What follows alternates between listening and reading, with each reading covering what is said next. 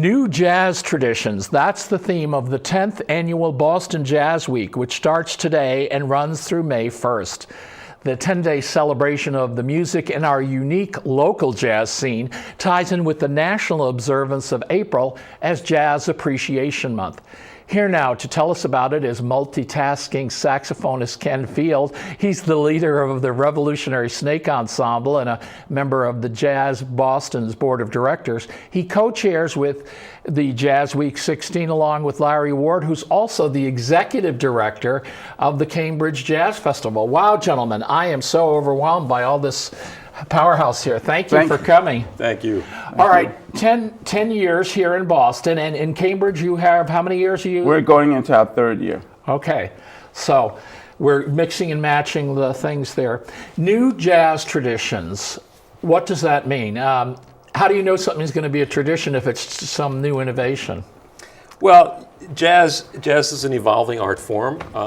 Jazz is improvisation. Jazz is something that is reborn every time somebody performs it. So new jazz traditions, there are a group of young people who are really engaged in the art of jazz, and we think that they're creating something new and bringing jazz into the next decade, the next millennium, really building on what's happened in the past. Now, as exciting as that is, Larry, are there more traditional, do you have a variety of types of jazz events coming up?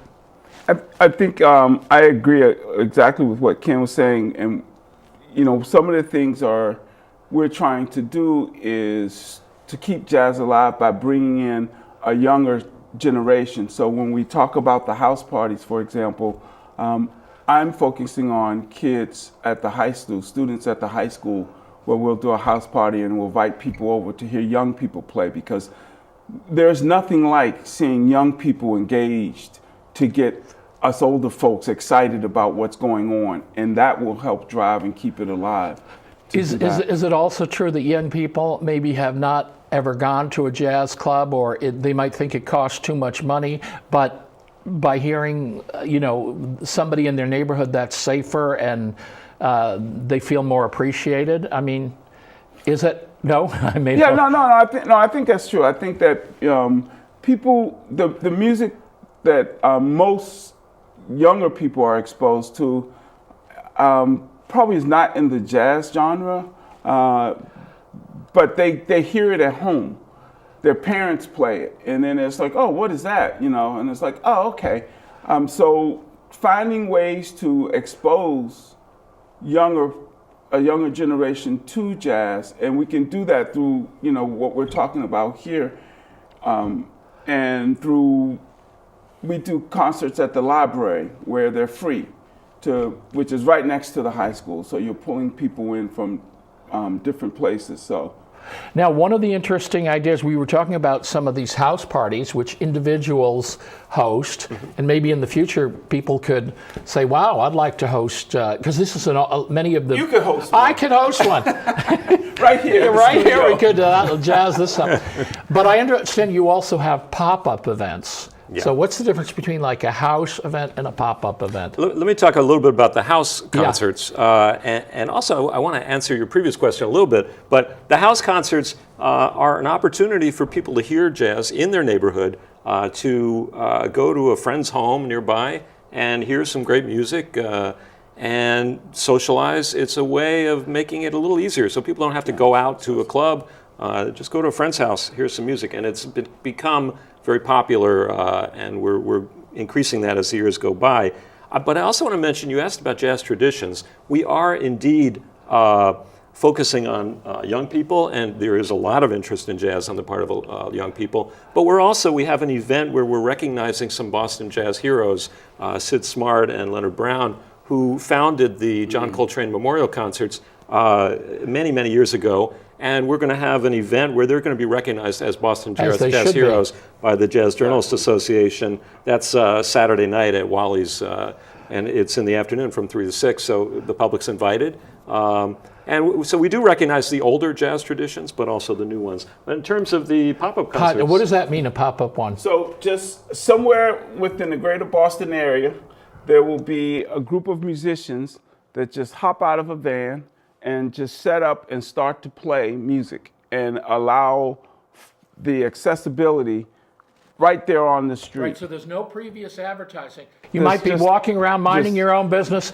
and then this jazz trio just appears. And starts playing. How do people react? Are their minds blown? I've seen in videos of this, people start to congregate and they call their friends at home. Look, they stream. Absolutely. These people are playing jazz in the park. I remember dating myself a little bit back in the 70s here at BU. There were musicians on the street all the time. I would actually be late for class a lot of times. Because I walk by, I hear a good band, I'm like, okay, well, I can be a few minutes late.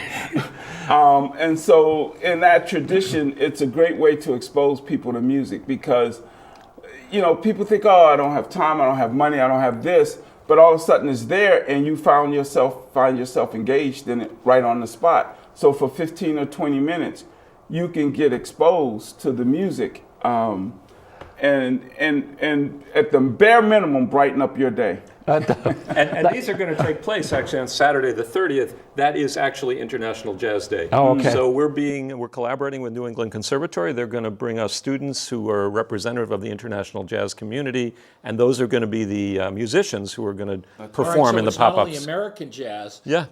And Boston is known for being open to these, like Croatia or places like that, where people where they have to pick a place at random. Yeah, right. And then, whoa, I saw this, Albanian jazz group. Wow, that's just so.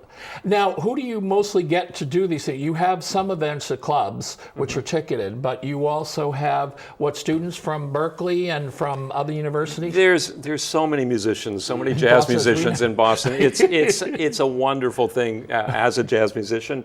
It's just an amazing thing. What JazzWeek is, though, is an opportunity for Jazz Boston to shine a spotlight on the things that are really going on in Boston and the jazz community year-round. So there's lots of club dates that are happening this week. It's sort of just like what's happening the rest of the year, but we're shining a little spotlight. In addition, we put together a few specific events that we add to the mix to kind of help things move along for that particular week. But there's so many clubs that are introducing jazz to people, that are hosting jazz musicians and audiences. And there's different kinds of jazz. Yeah. In one club doesn't necessarily just have one kind of jazz, like Riles and stuff. And I've had even friends that aren't professional yet. They get an early gig, at that place and say, I played Riles. Yeah. Okay, so great, Right. And we're also having a new event this year, which is a listening party.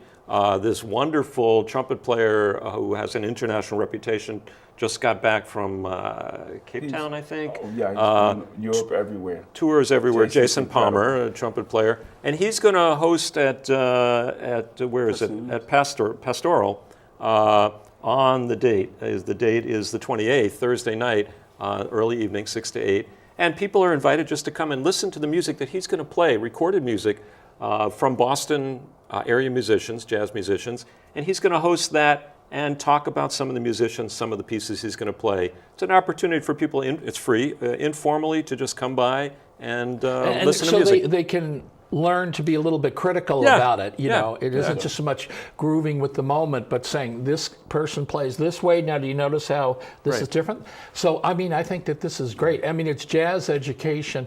Do you think Boston in general has kind of a stodgy reputation? But is Boston open to jazz? I think so. I think without questions. I know in Cambridge, the Thelonious Monkfish opened, and they started off with one night of jazz. Now he's up to 3 or 4 nights of jazz. In fact, he's going to participate in JazzWeek and do like 11 festival. Right, do like 11 performances. So I think they're very open to it. I think that Boston people love things that are different. Yeah. And the variety, just Boston itself, when you think about Boston, you can't help but think about variety. There's so many different things going on. All right, gentlemen, just so we mentioned a lot of things here, but I think the best thing for folks to do is to go to your website and Yeah. find out what fit in the schedule. So where can people go for They information? can go to jazzboston.org, jazzboston.org. And one of the first things will be this Jazz Week logo, right? That's right. And they'll see all the information is there, and we hope people come out. We hope to see people And at a they variety might of events. even be in a neighbor's house or Yeah. popping up on the street. We will You never be. know we'll be. Yeah. Thank you so Thanks, much, Chris. gentlemen. Thank you, you. Chris. And good luck with your 4th year at Cambridge Jazz. Third. We're hoping to get a well, fourth yeah, you year. got to go. Good luck for the 4th as Yeah, well. the 4th one. I'm already. I know that. Exactly. Thank Way you. ahead. That's good. That's it for this edition of Neighborhood Network News. Chris Lovett and the rest of the gang will be back here on Monday night. We hope you'll join us then.